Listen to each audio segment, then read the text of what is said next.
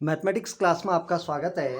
11th class की इस mathematics class में आज हम चैप्टर नंबर 3 के एक्सरसाइज 3.4 के आज क्वेश्चंस को बनाएंगे। ठीक है, क्योंकि लास्ट जो हमने वीडियो बनाई थी तो उसमें हमने क्या बताया था कि मुख्य मान और व्यापक मान की ट्रिग्नोमेट्रिक इक्वेशन क्या होती हैं, उनकी प्रिंसिपल वैल्यू हम कैसे निकालते हैं और उनकी जनरल वैल्यू हम कैसे निकालते हैं, ये हमने लास्ट वीडियो में आपको बताया हुआ था।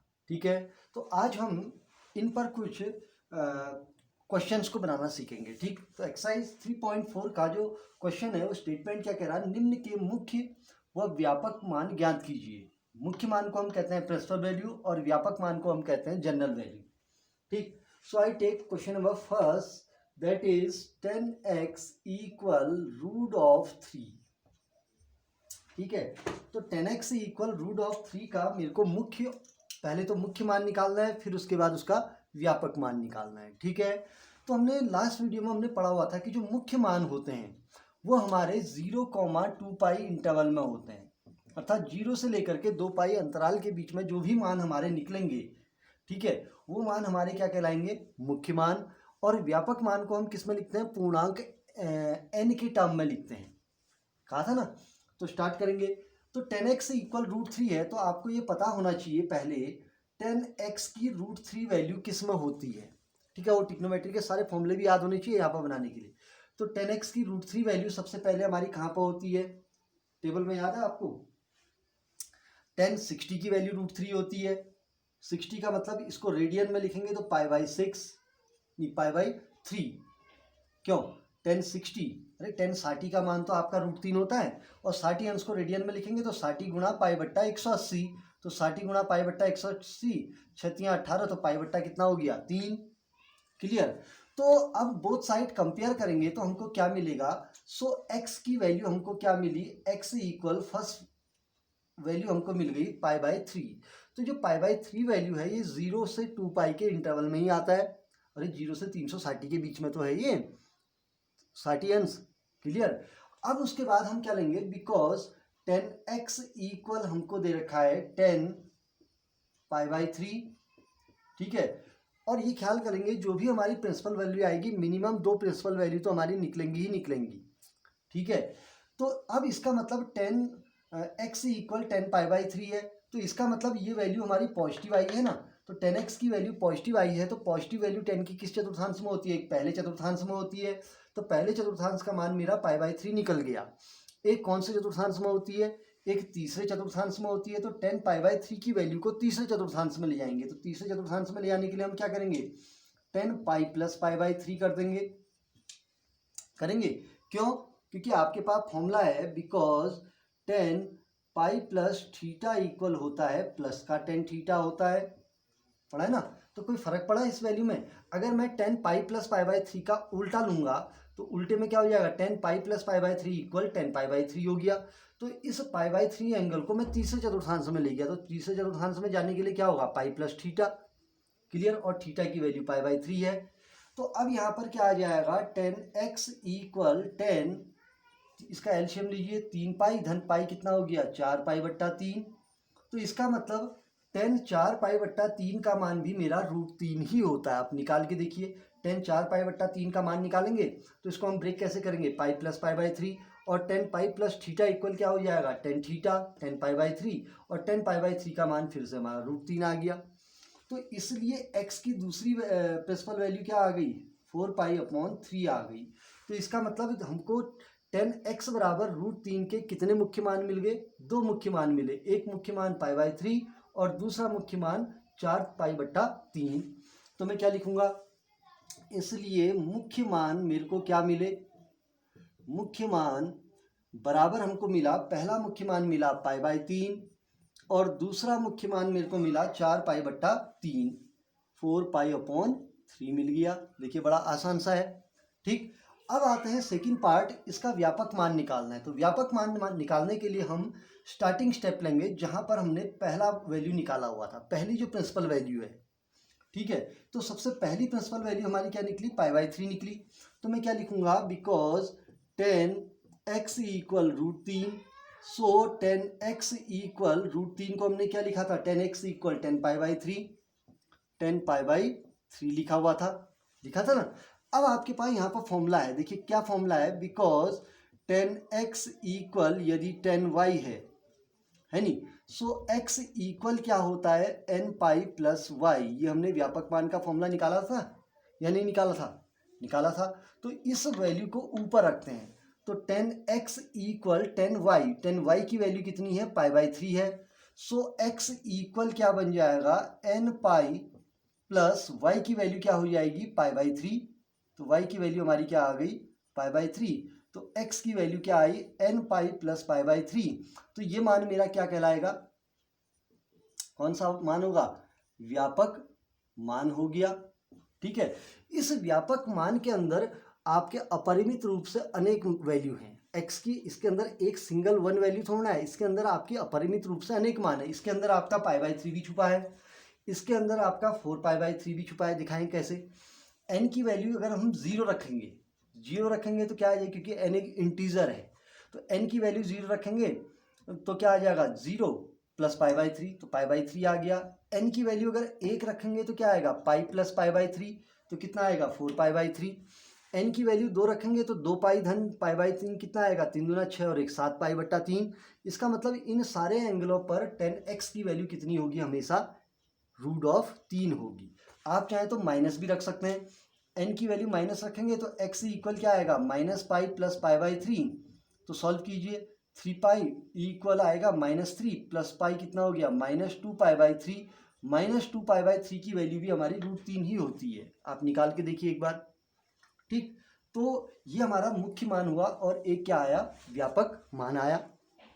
ठीक, तो बड़ा आसान सा आपका ये क्वेश्चन है, एक बार इसको समझते हुए बनाएंगे। ठीक है, और इसके लिए जो हमने प्रिंसिपल वैल्यू और जनरल वैल्यू के लिए हमने कुछ पहले वो कुछ डेरिवेशन और फॉर्मूले दिए हैं ना, तो उनको एक बार ढंग से देखेंगे। ठीक, चलिए अब आते हैं एक क्वेश्चन और लेते हैं। ठीक है, फिर 2 क्वेश्चन आप बनाएंगे, एक रैंडमली चूज करते हैं। ठीक है, तो हम लेते हैं इसका क्वेश्चन नंबर 4th पार्ट ले लेते हैं। ठीक है, 4th पार्ट है कॉसेक x इक्वल -2 है, फिर बाकी टॉपिक सेकेंड और थर्ड पर फिर डिस्कशन फिर करेंगे। ठीक है, तो कॉसेक x इक्वल -2 है, तो इसका मेरे को पहले प्रिंसिपल वैल्यू निकालनी है, फिर उसके बाद हमने क्या निकालनी है, इसकी एक जनरल वैल्यू निकालनी है। ठीक है, तो सबसे पहले हम करेंगे क्या, इस कॉसेक को, चूंकि कॉसेक का तो हमने कोई फॉर्मूला नहीं बनाया था, पीछे हमने साइन कॉस और टेन का यूज किया हुआ था, तो इस कॉसेक को आप साइन कॉस टेन में चेंज कर दीजिए। तो कॉसेक इक्वल होता है 1/sin x इक्वल -2 हो गया। ठीक, सो साइन x इक्वल क्या हो जाएगा, -1/2 हो गया। क्यों, अरे ये ऊपर रिवर्स ले लीजिए, इसका दोनों पक्षों का रिवर्स ले लिया, तो साइन x इक्वल -1/2 आ गया। ठीक, अब आपको पता होना चाहिए टिक्नोमेट्री की value. So sine x equal minus, तो मैं वैसे ही रहने देता हूँ। ठीक है, माइनस का माइनस ही रहने दिया। ठीक है, तो साइन में बताइए पहले 1/2 वैल्यू किसकी होती है, साइन 30 की वैल्यू होती है 1/2। तो माइनस साइन में मैंने कोई छेड़खानी नहीं की, मैं इस 1/2 को साइन में चेंज कर रहा हूँ। ठीक है, तो 1/2 में साइन की वैल्यू के 1/2 किस साइन की वैल्यू होती है, तो आपने पाया साइन 30 की होती है, तो उसको रेडियन में चेंज करेंगे, तो 30 को रेडियन में कितना लिखेंगे, 30 मल्टीप्लाई बाई 30 इंटू पाई/6 नहीं पाई/80, तो 36 या 180, तो कितना आ गया, पाई/6। तो साइन किसकी हो गई, पाई/6 की हो गई। क्लियर, अब हम यहाँ पर कंपेयर नहीं कर सकते अभी, क्यों, क्योंकि यहाँ पर साइन पॉजिटिव है, यहाँ पर साइन क्या है, नेगेटिव है। तो मैं पहले इसका माइनस साइन हटाऊंगा, तो साइन का माइनस जो साइन लगा हुआ है, साइन के आगे से माइनस लगा हुआ है ना, तो ये माइनस साइन को सबसे पहले किस चतुर्थांश में हटाएंगे, पहले देखते हैं। तो ये जो वैल्यू जा रही है, ये इसका मतलब साइन माइनस में मेरे तीसरे चतुर्थांश में भी होता है और चौथे में भी होता है। क्यों, क्योंकि जो वैल्यू माइनस आई है ना, ये साइन x इक्वल -1/2, तो इसका मतलब यहाँ पर जो हमारी प्रिंसिपल वैल्यू जाएंगी, साइन x इक्वल -1/2 की जो प्रिंसिपल वैल्यू जाएगी, हमको 0 से 2 पाई के बीच में देखना है। तो 0 से 2 पाई के बीच में साइन x इक्वल -1/2 जो है, वो एक तो हमारे तीसरे चतुर्थांश में होता है और एक कहाँ होता है, चौथे चतुर्थांश में होता है। तो इसका मतलब इस टिक्नोमेट्रिक फंक्शन की जो प्रिंसिपल वैल्यू हमको मिलेगी 0 से 2 पाई वाले इंटरवल में, क्लोज इंटरवल में, तो एक वैल्यू हमको तीसरे चतुर्थांश में मिलेगी, एक वैल्यू चौथे चतुर्थांश में मिलेगी। तो इस वैल्यू को पहले मैं कहाँ ले जाऊंगा, एक बार तीसरे चतुर्थांश में ले जाऊंगा। तो तीसरे चतुर्थांश में ले जाने के लिए हम क्या करेंगे, because sign pi plus theta equal होता है माइनस ऑफ साइन थीटा होता है। तो तीसरे चतुर्थांश में जाने का रास्ता क्या है, पाई प्लस थीटा। ठीक है, तो हम क्या लिखेंगे, साइन एक्स इक्वल, तो ये माइनस साइन थीटा है तो इस फॉर्मूले का उल्टा यूज करना है, अर्थात माइनस साइन थीटा को हम क्या लिखेंगे, साइन पाई प्लस थीटा लिख सकते हैं। ये फॉर्मूले उल्टे सुल्टे दोनों यूज होते हैं। तो minus sine theta equal sine pi plus theta, तो माइनस साइन हटाएंगे तो क्या हो जाएगा, sine of pi plus theta की वैल्यू कितनी हो गई, पाई बाई 6। अब इसको अगर रिवर्स लेंगे तो sign pi plus theta equal minus sine pi by 6 हो जाएगा। देखिए sign pi plus pi by 6 equal minus sine pi by 6। Clear. तो साइन ऑफ क्या आ गया, एक्स इक्वल, सॉल्व कीजिए, साइन 6 पाई धन 1 कितना हुआ, 7 पाई बट्टा 6 निकल गया। तो साइन एक्स इक्वल साइन 7 पाई बट्टा 6। अब बोथ साइड कंपेयर कीजिए, साइन एक्स से साइन एक्स कैंसिल, तो एक्स की वैल्यू कितनी आई, 7 पाई बाई 6। तो सो फर्स्ट प्रिंसिपल वैल्यू मेरे को मिल गई 7 पाई अपॉन 6। ये किस चतुर्थांश में मिली मेरे को, तीसरे चतुर्थांश में मिली, क्योंकि पाई प्लस थीटा ले गया। क्लियर। अब मेरे को दूसरी प्रिंसिपल वैल्यू के लिए इसको कहाँ ले जाना है, चौथे चतुर्थांश में ले जाना है, क्योंकि 0 से 2 पाई के अंदर पहला चतुर्थांश भी है, दूसरा भी है, तीसरा भी है और चौथा भी है। क्यों, 4 कोऑर्डिनेट मिलके तो हमारा 0 से 2 पाई बनता है। ये पूरा ही तो 0 से 2 पाई हुआ।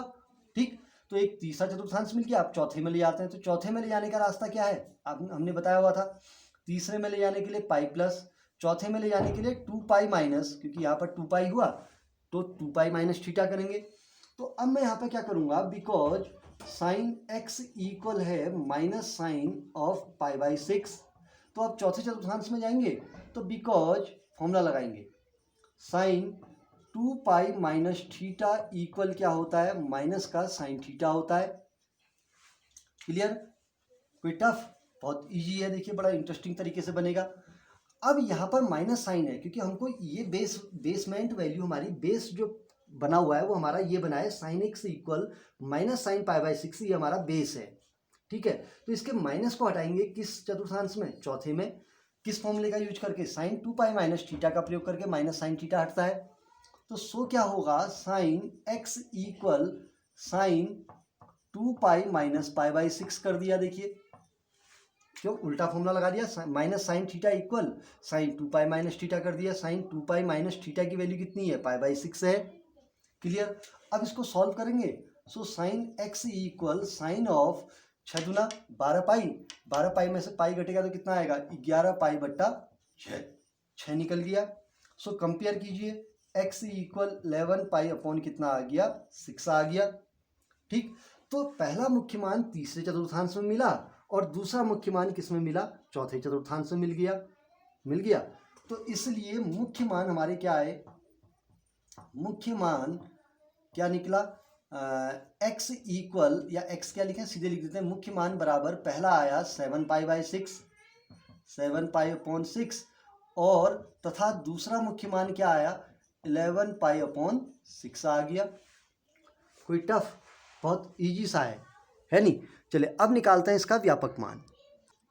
चलिए अब चलते हैं व्यापक मान की कैलकुलेशन। तो सबसे पहले बताइए, सबसे पहली प्रिंसिपल वैल्यू हमारी क्या निकली थी, अरे प्रिंसिपल वैल्यू का मतलब सबसे छोटी प्रिंसिपल वैल्यू क्या है, 7 पाई बाई 6। तो हमारी वो कंडीशन कहाँ बनी हुई है, sine x equal sine 7 pi by 6 बनी है। तो यहाँ पर क्या लिखेंगे, because sine of x equal sine of 7 pi by 6 बना है। तो आपके पास एक फॉर्मूला है, because sine x equal sine y, व्यापक मान निकालने का है ना।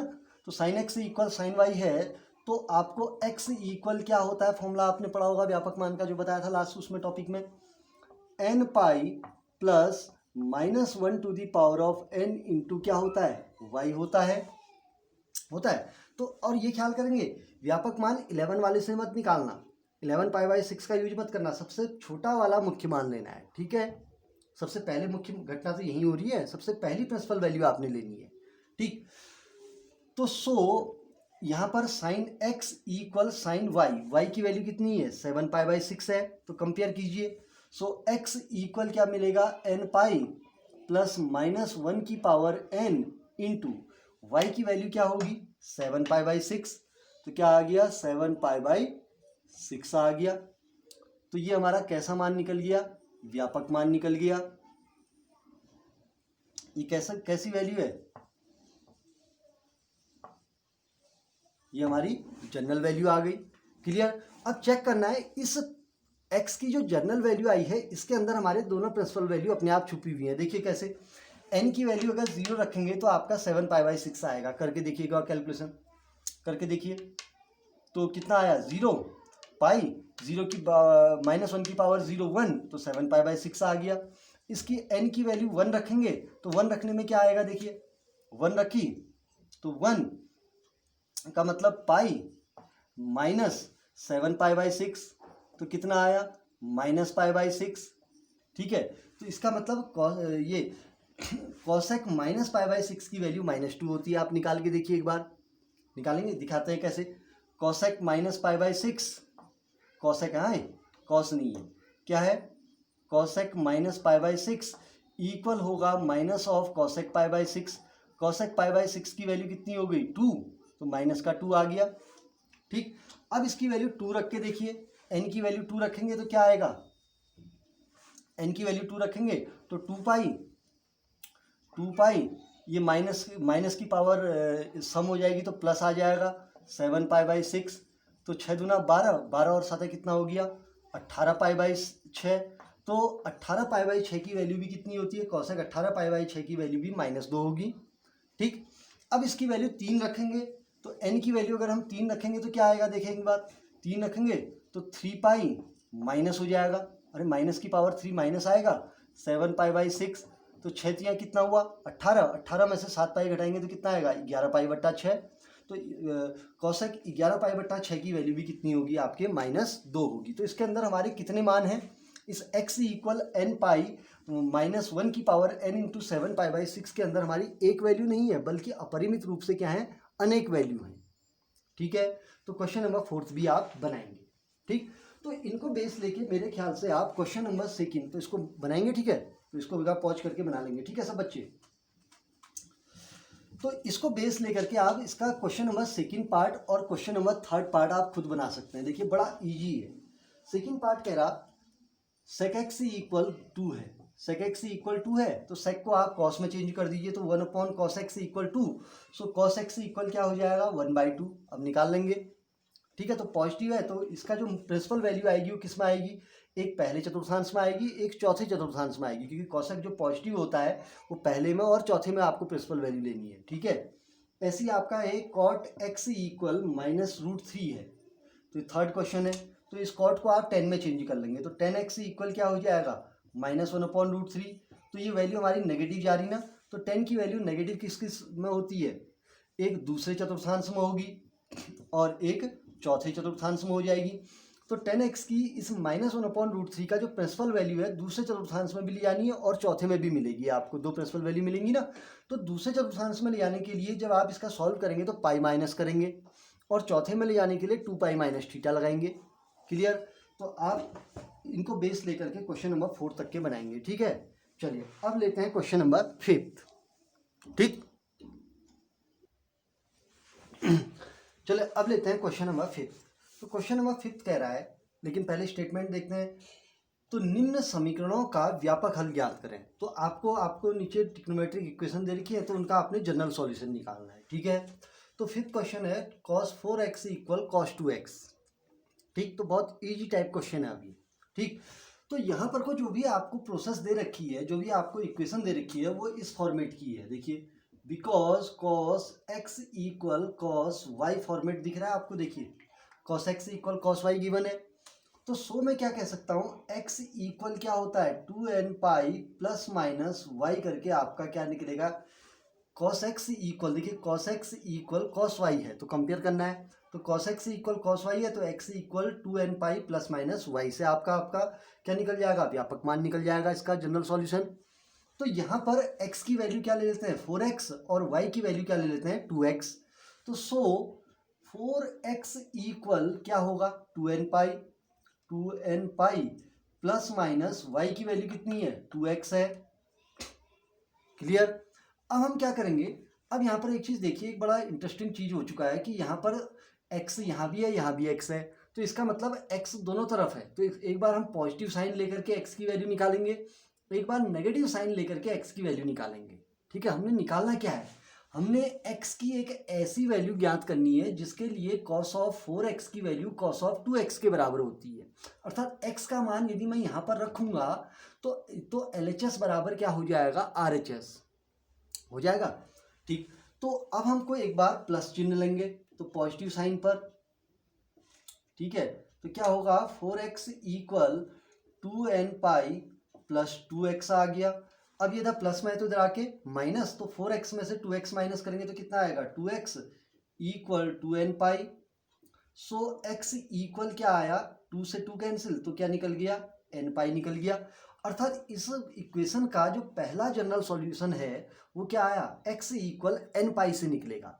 ठीक, फिर देखते हैं, फिर अभी चेक भी करके दिखाएंगे। ठीक है, तो अब दूसरा साइन में लूंगा माइनस चिन्ह पर, तो माइनस चिन्ह पर मेरा क्या निकलेगा, यहाँ पर माइनस साइन रखिए, तो 4x equal 2n pi minus of 2x हो गया। ये जब माइनस है तो इधर आके प्लस हो जाएगा, तो 4x प्लस 2x कितना हो गया, 6x इक्वल 2n पाई। सो x इक्वल क्या आया, ये 6 अपॉन में गया, तो 2n पाई अपॉन 6। सो x equal n pi upon 3 आ गया। ठीक, तो इसलिए हमारी क्या निकली, इसलिए x बराबर क्या निकला, n पाई निकला, अथवा क्या होगा, n पाई अपॉन 3 होगा। तो इसका मतलब इस समीकरण का जो व्यापक हल है वो या तो x बराबर n पाई फॉर्मेट में मिलेगा या x बराबर n पाई अपॉन 3 फॉर्मेट के अंदर आपको प्राप्त होगा। क्लियर, एक बार चेक करके दिखाते हैं। अगर आप यहाँ पर इस यहाँ पर एक वैल्यू यहाँ से निकालता हूँ, एक वैल्यू यहाँ से निकालता हूँ। ठीक है, तो यहाँ से n बराबर यदि मैंने क्या रखा, 0 रखा, तो पहली वैल्यू क्या आएगी, n बराबर 0 रखा तो वैल्यू क्या निकलेगी, देखो तो एक बार, ये तो आपका आंसर यहाँ पर निकल गया। ठीक है, अब मैं चेक कर रहा हूँ, n बराबर 0 रखने पर x इक्वल 0 निकलेगा या क्या निकलेगा, अरे यहाँ भी 0 आ गया, देखिए ये, अरे n की वैल्यू 0 रखेंगे तो यहाँ भी 0, यहाँ भी 0 आ गया। तो इस पर चेक करते हैं कि LHS और RHS इक्वल आ रहे हैं कि नहीं आ रहे हैं। तो यहाँ पर क्या आएगा, cos 4 इंटू 0, 0 इक्वल क्या हो गया, cos 0, cos 0 की वैल्यू 1 इक्वल 1। तो लेफ्ट हैंड साइड की वैल्यू और राइट हैंड साइड की वैल्यू इक्वल है। ठीक, फिर देखते हैं n की वैल्यू को 1 रखते हैं बोथ साइड, तो x इक्वल क्या आया, पाई, या क्या आया 1 रखने पर पाई बाई 3। तो इसका मतलब x की वैल्यू पाई रखने पर भी इसके बोथ साइड बैलेंस होंगे और पाई बाई 3 रखने पर भी बोथ साइड क्या होंगे, बैलेंस होंगे। देखेंगे कैसे, तो पहले पाई रख के देखते हैं। ठीक है, तो x इक्वल पाई पर तो क्या निकलेगा, cos 4 पाई इक्वल क्या होगा, cos 2 पाई। ठीक, तो cos 4 पाई की वैल्यू कितनी होती है, तो हम क्या लिखेंगे, cos 4 पाई की वैल्यू निकालें, cos 4 पाई इक्वल हुआ cos 2 पाई प्लस 2 पाई, वही हुआ। तो cos 2 पाई प्लस 2 पाई का मतलब आपने पढ़ा होगा cos 2 पाई प्लस थीटा इक्वल कितना होता है, cos 2 पाई प्लस थीटा इक्वल cos 2 पाई हो गया, है नी। और cos 2 पाई की वैल्यू हम कैसे निकालेंगे, cos 2 pi minus 0, cos 2 pi minus 0 equal क्या हो गया, या cos 2 पाई प्लस 0 या माइनस जो भी लेंगे, तो cos 2 पाई प्लस 0 इक्वल क्या हो गया, cos 2 पाई, और cos 2 पाई की वैल्यू क्या हो गई, 0। तो इस cos 4 पाई की वैल्यू कितनी हो गई, 0, और cos 2 पाई की वैल्यू भी कितनी हो गई, 0। तो इसका मतलब x इक्वल पाई रखने पर भी इसका लेफ्ट हैंड साइड और राइट हैंड साइड क्या आ रहा है, इक्वल आ रहा है। ठीक, अब हम क्या रखेंगे, नेक्स्ट वैल्यू को हम क्या रखेंगे, अब पाई बाई 3 भी आया है, तो पाई बाई 3 रख के एक बार चेक करेंगे कि बोथ साइड बैलेंस हो रहे हैं कि नहीं हो रहे हैं। तो रख के चेक करें एक बार, बस एक में दिखाते हैं फिर बाकियों को सीधे करेंगे। ठीक है, चेक करना बता देते हैं। तो कॉस क्या हो जाएगा, x की वैल्यू पाई बाई 3 रखें तो कितना आएगा, 4 पाई अपॉन 3 इक्वल कितना हो जाएगा, कॉस 2 पाई अपॉन 3। तो 4 पाई अपॉन 3 और 2 पाई अपॉन 3 की कॉस में वैल्यू इक्वल आ रही है कि नहीं आ रही है, एक बार चेक करेंगे। ठीक है, तो कॉस 4 पाई बाई 3 की वैल्यू निकालेंगे, तो कॉस 4 पाई बाई 3 इक्वल क्या होगा, cos pi plus pi by 3। एक बार ऐड करके देखिए, अरे 3 एकम 3, 3 और 1 है 4 पाई, तो cos pi plus theta equal क्या हुआ, माइनस कॉस पाई बाई 3। ठीक है, तीसरा चतुर्थांश गया ना, तो कॉस पाई बाई 3 का मतलब हुआ कॉस 60, तो कॉस 60 की वैल्यू हुई -1/2। तो 4 पाई/3 की वैल्यू कितनी आ गई यहाँ से, -1/2 आ गई। अब cos 2 पाई/3 की वैल्यू निकालेंगे, तो cos 2 पाई/3 इक्वल होगा cos पाई माइनस पाई/3। निकाल के देखिए, अरे 3 पाई माइनस पाई कितना हुआ, 2 पाई/3। तो cos पाई माइनस थीटा इक्वल क्या हुआ, माइनस ऑफ cos पाई/3, अरे माइनस cos थीटा। तो cos पाई/3 की वैल्यू कितनी हुई, अभी हमने ऊपर निकाली हुई थी 1/2, तो यहाँ से भी वैल्यू क्या आ गई, 1/2 आ गई। तो इसका मतलब कि जनरल सॉल्यूशन के अंदर n के अगर आप कोई भी इंटीजर वैल्यू अगर रखेंगे, तो इस वैल्यू x की वैल्यू को इंटीजर वैल्यू रखने के बाद यदि इस इक्वेशन में आप रखेंगे, तो इसका लेफ्ट हैंड साइड और राइट हैंड साइड क्या कर देगा, वो सेटिस्फाई कर देगा। तो इसका मतलब x के जितने भी मान इस प्रोसेस से आप निकाल सकते हैं, n पाई वाली प्रोसेस और n पाई/3 वाली प्रोसेस से निकालेंगे, तो उसमें लेफ्ट हैंड साइड और राइट हैंड साइड की वैल्यू इक्वेशन में रखने पर क्या आएगी, इक्वल आएगी। ठीक, तो ये था हमारा क्वेश्चन नंबर 5। तो आपको यहीं तक निकालना है, ये आपका एक चेक करने का क्या है, एक तरीका है। ठीक है, तो कर सकते हैं क्वेश्चन नंबर 5 को। ठीक, चलिए अब लेते हैं क्वेश्चन नंबर 6। ठीक, तो इसको पॉज करके एक बार नोट करते रहेंगे। चलिए अब लेते हैं क्वेश्चन नंबर 6। तो क्वेश्चन नंबर 6 में इक्वेशन क्या दे रखी है, cos of 3x plus cos x minus cos 2x equal 0। तो इसका मेरे को जनरल सॉल्यूशन निकालना है। ठीक है, तो इस इक्वेशन में x की एक ऐसी वैल्यू निकालनी है जिसको इस इक्वेशन में रखने पर उसका पूरे का पूरा कैलकुलेशन क्या आ जाए, 0 आ जाए। ठीक, तो हम करेंगे क्या, सबसे पहले हम एक चीज़ देख रहे हैं, यहाँ पर 3 cos वाले टर्म है, तो हम क्या करते हैं, फर्स्ट 2 को लेके चलते हैं। ठीक है, cos 3x plus cos x लेके चलेंगे, तो मैं क्या लूँगा, यहाँ पर cos ax plus cos y का फॉर्मूला आ रहा है, because of cos a plus cos b का फॉर्मूला हम यूज करेंगे, तो क्या बन जाएगा, 2 cos a plus b upon 2 into cos a minus b upon 2, ये फॉर्मूला हमने यूज में लिया है। तो a की वैल्यू है 3x, b की वैल्यू है x। पहले इस इक्वेशन को सिंप्लीफाई करना है। ठीक, तो क्या निकलेगा, 2 cos a, ओरल करेंगे, a की वैल्यू 3x प्लस b की वैल्यू x, तो 3x धन x कितना हुआ, 4x बट्टा 2 कितना हो गया, 2x into cos a minus b करें, 3x minus x 2x upon 2 कितना हो गया, cos x minus cos 2x equal कितना आ गया, 0 आ गया।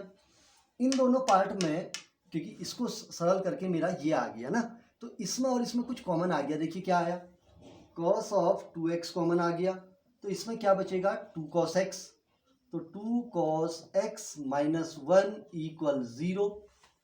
ठीक है, अब हम क्या करेंगे, यहाँ पर इसका और इसका मल्टीप्लिकेशन कितना है, 0 है, तो मैं क्या लूँगा, यदि cos ऑफ 2x इक्वल 0 है नहीं, तो अब इसका जनरल सॉल्यूशन निकालेंगे, क्योंकि एक इक्वेशन ये बन गई।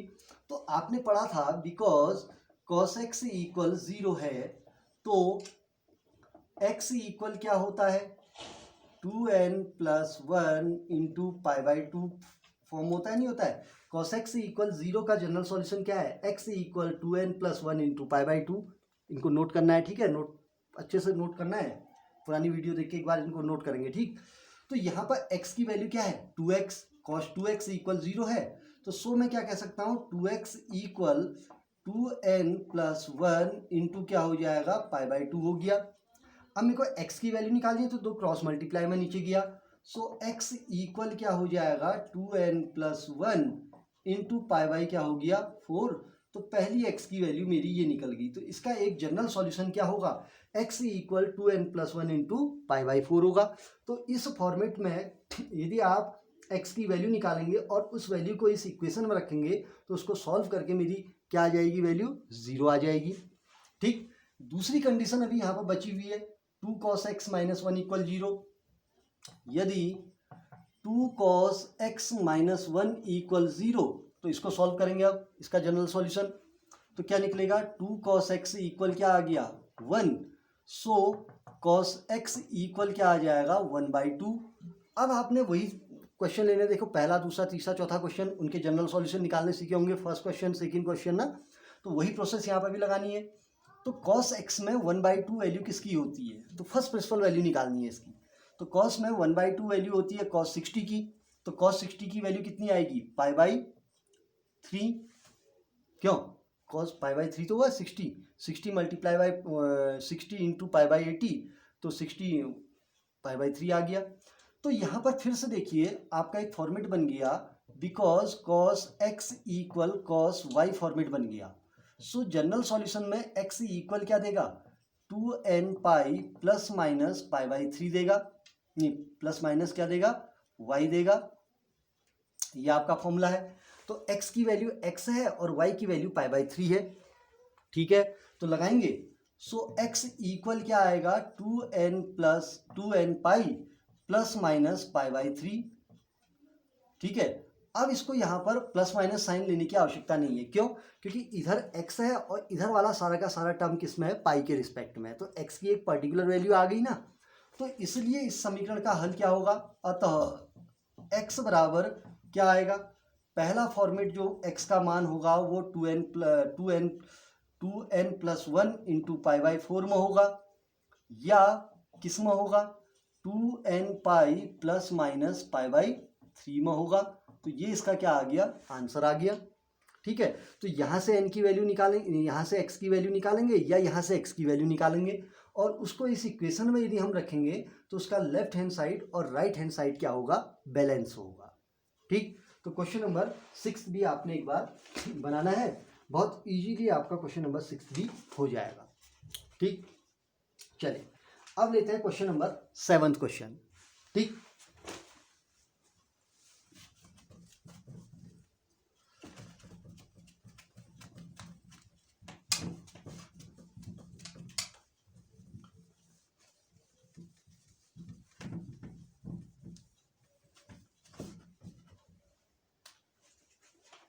सेवंथ क्वेश्चन है, sine of 2x plus cos x equal 0। तो इसका हमको जनरल सॉल्यूशन निकालना है। ठीक है, तो हम करेंगे क्या, देखिए यहाँ पर अगर मैं इसको इधर प्लस में इधर आके माइनस कर दूँ तो एक बड़ी दिक्कत हो जाएगी। क्यों, क्योंकि यहाँ पर 2x है ना, साइन यहाँ साइन है, यहाँ कॉस है। तो हम क्या करेंगे, क्या इसके अंदर थोड़ा सा इसको सॉल्व करना है ताकि हमारी इक्वेशन टाइप बन जाए। ठीक है, तो मैं यहाँ पर साइन 2x का फॉर्मूला लगा लूंगा। तो क्या बनेगा, साइन 2x इक्वल क्या होगा, 2 sine x into cos x plus cos x equal क्या हो गया, 0। बोथ साइड कॉमन लीजिए, तो कॉस एक्स मेरा कॉमन आ गया, तो इधर क्या बचेगा, 2 साइन एक्स प्लस इधर क्या बच जाएगा कॉस एक्स में, 1 इक्वल 0। क्लियर। अब इन दोनों का मल्टीप्लिकेशन कितना है, 0। तो हम यहाँ पर कंडीशन लेंगे, देखिए वही पुराने क्वेश्चन की तरह, यदि cos x इक्वल 0 आया ना, तो यहाँ पर हमको क्या मिलेगा, x इक्वल क्या मिल जाएगा, 2n plus 1 into pi by 2 मिल गया। तो इसका मतलब इस इक्वेशन का मेरे को पहला जनरल सॉल्यूशन मिल गया। तो इसका मतलब x के इस प्रोसेस के अंदर, इस फॉर्मेट के अंदर अगर आप x की वैल्यू n के कोई भी इंटीजर मान पर अगर आप निकालेंगे तो उसके उस x की वैल्यू को इस इक्वेशन में रखेंगे तो उसके लेफ्ट हैंड साइड और राइट हैंड साइड क्या हो जाएगा, बैलेंस। ठीक, दूसरी कंडीशन क्या है, यदि इसको हमने 0 ले लिया, अब ये भी तो 0 हो सकता है, तो क्या आएगा, 2 साइन एक्स प्लस 1 इक्वल 0। तो साइन एक्स इक्वल क्या आ जाएगा बताइए जल्दी, -1/2। अरे कैसे हुआ, 2 साइन एक्स इक्वल -1, तो साइन एक्स इक्वल -1/2। क्लियर। अब हम करेंगे क्या, इधर साइन है तो 1/2 को साइन में चेंज करेंगे। ठीक है, तो कैसे, तो साइन में 1/2 वैल्यू किसकी होती है बताइए, साइन पाई बाई 6, अरे साइन 30 की। अब यहाँ पर कंपेयर नहीं कर सकते क्योंकि यहाँ पर माइनस साइन है ना, तो पहला काम है इसकी प्रिंसिपल वैल्यू को निकालना है। तो माइनस साइन पहले कहाँ हटेगा, तीसरे चतुर्थांश में हटेगा। तो इस माइनस साइन को हटाने के लिए हमको तीसरा चतुर्थांश यूज करना है। तो इक्वल क्या हो जाएगा, sine of pi plus pi by 6 हो गया। क्लियर, क्लियर हो गया। अरे sine pi plus theta equal क्या होता है, माइनस साइन थीटा। तो तीसरा चतुर्थांश ले गया। तो साइन ऑफ एक्स इक्वल क्या हो जाएगा, इसको सॉल्व कीजिए, साइन पाई 6 पाई धन पाई कितना हुआ, 7 पाई बट्टा 6 हो गया। तो अहो ये तो हमारा फॉर्मेट कौन सा आ गया, sine x equal sine y. तो व्यापक मान निकालने के लिए आपको ये फॉर्मेट बनाने बहुत जरूरी है, इसलिए हम इनको क्या कर रहे हैं, सॉल्व कर रहे हैं। ठीक है, तो हम यहाँ पर क्या लिखेंगे, बिकॉज साइन एक्स इक्वल क्या हुआ, साइन वाई। तो एक्स इक्वल क्या होगा, n pi plus -1 to the power of n into क्या हुआ y। तो सो x इक्वल क्या निकलेगा यहाँ से, x की वैल्यू x, y की वैल्यू 7π/6 है, तो x इक्वल क्या निकलेगा n pi plus -1 to the power of n into y की वैल्यू क्या हुई 7π/6, 7π/6 आ गया। ओहो, तो आपका दूसरा जनरल सॉल्यूशन निकल गया। तो इसका मतलब x के जो भी मान होंगे इस इक्वेशन को सेटिस्फाई करने वाले, वो या तो इस फॉर्मेट से निकलेंगे या इस फॉर्मेट से निकलेंगे। क्लियर।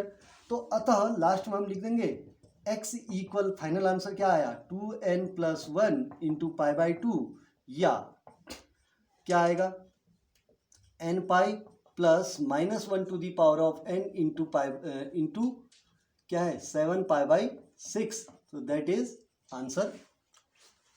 क्लियर। तो बहुत इजी सा आपका क्वेश्चन नंबर कौन सा भी हो गया, 7th भी हो गया। ठीक, चलिए अब आते हैं 8th क्वेश्चन। चलिए अब है 8th क्वेश्चन। तो 8th क्वेश्चन है sec² 2x = 1 - 10 2x है। ठीक, तो इसका हमको जनरल सॉल्यूशन निकालना है। तो हम करेंगे क्या, पहले इस इक्वेशन को ऐसे हल करेंगे कि हमारे टर्म जो है व्यापक मान वाले जो हम प्रोसेस ले रहे थे ना, उस फॉर्मूलों के अंदर आ जाए। तो इसके लिए इधर 10 है, तो प्रांत तो इसका भी 2x है, इसका भी 2x है, तो ज़्यादा दिक्कत नहीं करेगा। तो हम एक काम करते हैं, क्या कोई ऐसी प्रोसेस है इनके अंदर जिससे दोनों मान जो हैं एक दूसरे के समान हो सकें? हो सकता है, क्योंकि यहाँ पर मैं अगर मैं sec² थीटा का फॉर्मूला लगा दूँ, तो आपको याद होना चाहिए उसका फॉर्मूला जो आपने 10th में पढ़ा था। क्या था? sec² थीटा इक्वल होता है 1 + tan² थीटा होता है, पढ़ा था। तो बड़ा आसान हो जाएगा। देखिए उससे क्या फ़ायदा होगा, तो इसको चेंज करेंगे तो sec² थीटा इक्वल क्या होगा 1 + tan² थीटा, थीटा की वैल्यू क्या हो गई 2x। ठीक है, इक्वल हो जाएगा 1 - tan 2x हो गया। ठीक, तो इसका इधर पक्षांतर कर दीजिए, तो 1 से 1 क्या हो जाएगा कैंसिल, तो क्या आएगा tan² 2x minus tan 2x equal क्या बन गया 0। इन दोनों में कॉमन आएगा कुछ, क्या टर्म कॉमन आया tan 2x मेरा कॉमन आया, तो इसमें क्या बचेगा tan 2x माइनस इसमें क्या बचा 1 = 0। अब इन दोनों का मल्टीप्लिकेशन 0, तो देखिए वही प्रोसेस आ चुकी है। तो हम क्या लेंगे, यदि tan 2x = 0 है नी, तो आपने फॉर्मूला पढ़ा होगा बिकॉज tan x = 0, तो x इक्वल क्या होता है n पाई होता है, पढ़ा था। ठीक, तो इसलिए हमारा क्या निकलेगा tan x की वैल्यू यहाँ पर कितनी है 2x, तो इस फॉर्मेट में व्यापक मान क्या होता है n पाई से निकलता है। सो x इक्वल क्या हो जाएगा n π/2। तो इसका मेरे को पहला जनरल सॉल्यूशन मिल गया। ठीक है, अब आते हैं दूसरा, ये भी तो 0 हो सकता है tan 2x - 1 = 0। तो दूसरी कंडीशन लेंगे, यदि tan 2x - 1 = 0, सो tan 2x इक्वल क्या हो जाएगा 1 हो गया। अब इधर 10 है, तो इस 1 को भी 10 में चेंज कीजिए। क्यों? क्योंकि tan x = 10y बनाने के लिए। ठीक है, तो हम क्या करेंगे, 10 में 1 वैल्यू किसकी होती है पता है कुछ टेबल में, 10 में 10 अनुपात में 10 जो ट्रिग्नोमेट्री होता है उसमें किस एंगल की वैल्यू 1 होती है π/4 की। तो इस 1 को मैं चेंज करके क्या लिख दूंगा 10 π/4 लिख दिया। अब आपको फॉर्मूला याद होना चाहिए, because of tan x = 10y अगर होता है तो x इक्वल क्या होता है n पाई प्लस y होता है। ये किसका जनरल सॉल्यूशन है, tan x = 10y का है। तो x की वैल्यू कितनी है 2x और y की वैल्यू कितनी है π/4। सो 2x इक्वल क्या होगा 2x इक्वल क्या होगा, x की value 2x, n pi plus y की वैल्यू कितनी है π/4। ठीक, अब ये 2 है, 2 अपॉन में जाएगा। सो x इक्वल क्या निकलेगा 1/2 n पाई प्लस π/4 निकल गया। आप चाहें तो इसको अपने प्रोसेस में लिख लें। तो अतः लास्ट में हमारे x की कितनी वैल्यू आई, पहला जनरल सॉल्यूशन जो आया वो n/2 वाले फॉर्मेट में मिलेगा, या इसका फॉर्मेट किस में मिलेगा 1/2 n पाई प्लस π/4 वाले फॉर्मेट में मिलेगा। तो इसका मतलब x की वैल्यू को ये इस फॉर्मेट से निकालें या इस फॉर्मेट से निकालें, तो उस वैल्यू को x का अगर आप यहाँ पर रखेंगे तो इसके बोथ साइड क्या हो जाएंगे, बैलेंस हो जाएंगे। क्लियर। तो क्वेश्चन नंबर 8 भी आपका बड़ा इजी फॉर्मेट का क्वेश्चन है, तो एक बार इसको भी आप बनाएंगे। ठीक, अब आते हैं क्वेश्चन नंबर 9। तो क्वेश्चन नंबर जो 9 है वो आपके same to same question number 6 model का है। क्वेश्चन नंबर 9 को जो क्वेश्चन है वो सेम टू सेम किस मॉडल का है, 6 मॉडल का क्वेश्चन है। बट थोड़ा सा इसमें ध्यान देना है, थोड़ा सा उसमें आगे पीछे लिखना है सीक्वेंस को। ठीक है, क्यों लिखना है, क्योंकि आप खुद बना लोगे इसको, क्वेश्चन नंबर 9 को क्वेश्चन नंबर 6 प्रोसेस को देख के आप बना सकते हैं। बट थोड़ा सा इसमें ध्यान देंगे, अगर मैं इन दोनों को लेता हूँ तो 3 और 1 कितना हो गया, 4x। 4x का आधा कितना, अरे sine a plus sine b लग रहा है ना, तो यहाँ पर आपका फॉर्मूला लग रहा है sine a plus sine b लग रहा है। बट यहाँ पर थोड़ा सा ध्यान देंगे, अभी उसको समझ लें पहले। ठीक है, इक्वल क्या होता है, 2 sine a plus b upon 2 into cos a minus b upon क्या आ जाएगा 2, ये होगा ना। तो अगर हम इस क्वेश्चन में ये प्रोसेस अगर हम लगाएं इस a प्लस बी, तो कोई चीज कॉमन नहीं आएगा। देखिए x प्लस 3x कितना हो गया 4x, 4x अपॉन 2 2x, और x माइनस 3x कितना हुआ minus 2x, minus 2x upon 2 कितना हो गया माइनस x, तो यहाँ तो 5x है।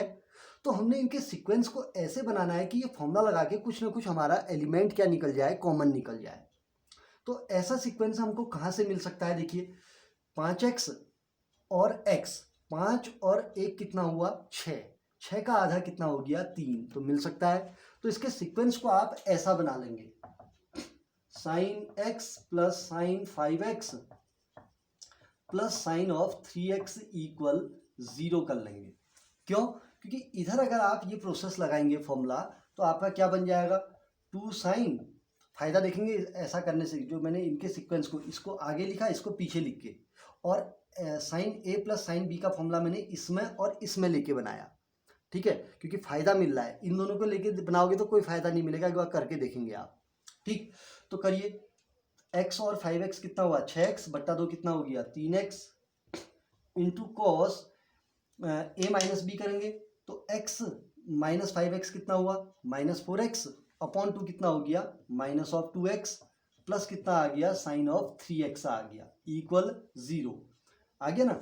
तो अब यहाँ पे एक थोड़ा सा एक वो चीज़ आ गई, हमारा माइनस साइन आ गया ना, तो इस माइनस को हटाने के लिए हमारे पास फॉर्मूला है cos of minus theta equal cos theta होता है, प्लस का प्लस जाता है ना ये माइनस थीटा वाले फॉर्मूले। ठीक, तो इसकी वैल्यू क्या हो जाएगी 2 sign 3x into cos 2x ही हो गया, क्योंकि इस फॉर्मूले से माइनस साइन इसका हट गया, प्लस क्या हो जाएगा साइन ऑफ 3x इक्वल 0। इन दोनों में कॉमन क्या आया, साइन 3x कॉमन आ गया, इसमें क्या बचेगा 2 कॉस 2x बच जाएगा, प्लस क्या बचेगा 1 इक्वल 0 हो गया। क्लियर। तो बहुत आसान सा आपका ये प्रोसेस है, तो इसको आप करेंगे। ठीक है, इससे आगे को क्या करें, स्वयं हल करें, बहुत इजी है। कैसे, साइन 3x इक्वल 0 तो व्यापक मान निकाल सकते हैं, एन पाई फॉर्मेट में आता है। फिर 2 कॉस 2x प्लस 1 इक्वल 0, तो कॉस 2x की वैल्यू -1/2, इस -1/2 को कॉस में चेंज करके फिर cos x equal cos y का आप एक जनरल सॉल्यूशन का फॉर्मूला लगा लेंगे। ठीक, तो आई होप एक्सरसाइज 3.4 एक्सरसाइज को आप बना सकते हैं, तो एक बार इसको बनाने का प्रयास करेंगे। ठीक है, ठीक।